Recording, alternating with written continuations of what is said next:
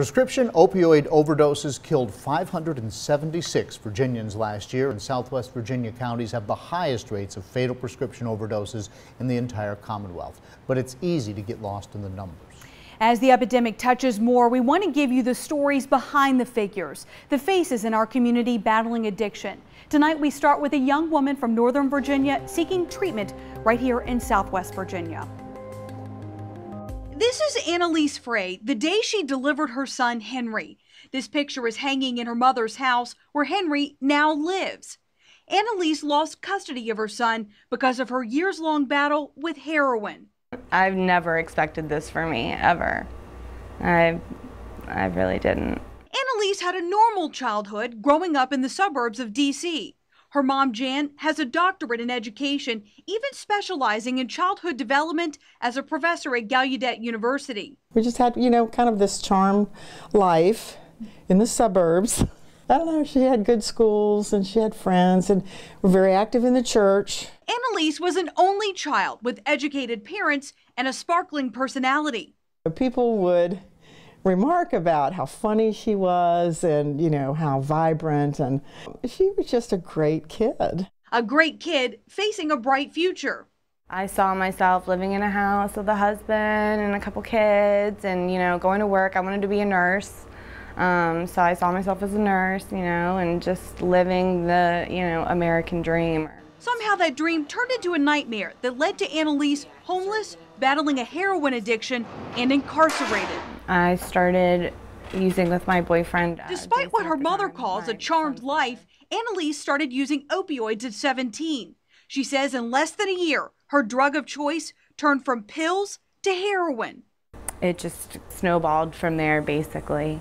Stuff got really bad really quick. She got clean while she was pregnant, but the addiction lingered until she delivered, only to strike again. All the while, Jan had no idea the secret life her daughter was living in Fredericksburg with her boyfriend. Now, this mother can connect the dots. All the signs her daughter was using drugs. Things were just getting so bad for her, and she got fired from her job. And, I would go down to visit, and the place would be a mess, and she wouldn't feel well. But I thought, maybe it's depression. I didn't think it was drugs. And then I found out. She remembers the day that call came. I just couldn't believe it. I thought, heroin? What? I mean, I didn't know anything about it, really. I couldn't imagine why she would do this. Annalise landed in rehab, but started using heroin again shortly after her release with her boyfriend, the two falling even deeper into addiction. At the height of her heroin use, she was getting high all day.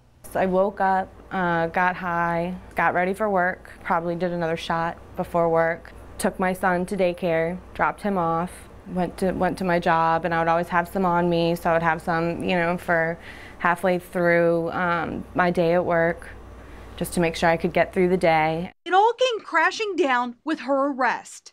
The darkest moment for me was being in jail. That was definitely my rock bottom.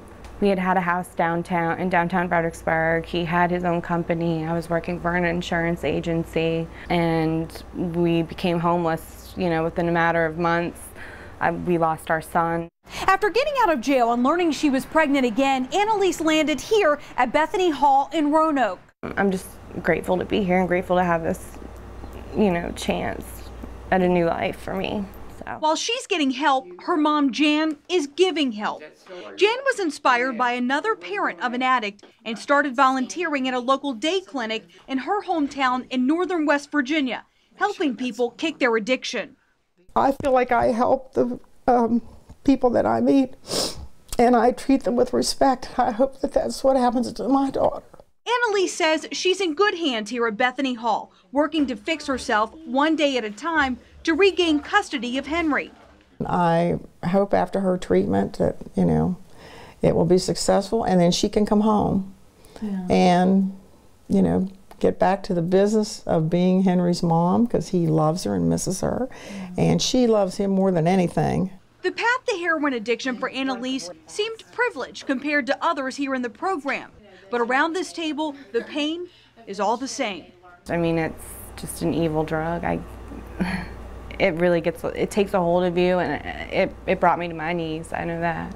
Annalise has months before she graduates the program here at Bethany Hall, giving her time to find a family to adopt the baby girl she's now carrying and will deliver in Roanoke. While she's working to better her future, she's hoping a family can provide the same for her unborn child. Wow. So never saw it coming. Never saw it coming, and her mom really has just dove into addiction, learning about it, because that was hard for a parent to hear that your child is addicted to heroin. Right. So she really dove in and now is giving back. And this is just one story. Tomorrow we're going to talk to Caitlin, whose mom also struggled with addiction, and they both started with an injury. And so now viewers, if they want, in the next 10 minutes, can go on Facebook Live, and you'll be leaving the set and going to another area of the television station with an expert and tell folks what you'll be doing. We're going to start the conversation and send us, so go to our WSLS 10 Facebook page, send your questions there. I know though, some people want to remain anonymous, so you can send us messages to the Facebook page and we'll answer your questions without revealing your identity. Because a lot of people get overwhelmed when they hear their child has an addiction and they just don't know how to navigate the system and don't know what the next step is. We're here for you with experts. All right, so we'll start that about 4 minutes from now on our Facebook Live page, WSLS 10.